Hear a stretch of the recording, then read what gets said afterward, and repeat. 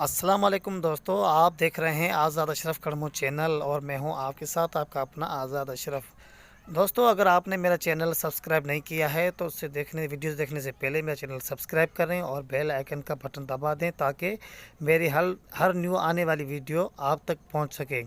दोस्तों, ये एक हाल है, इसकी छत हम आपको दिखा रहे हैं।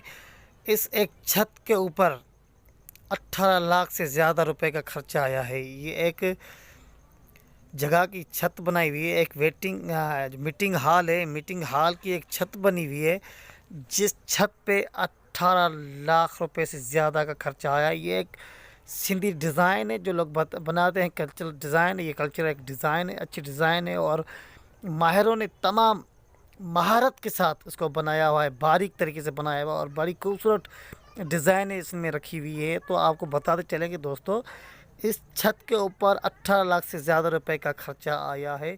आप दोस्तों को बताते चलें।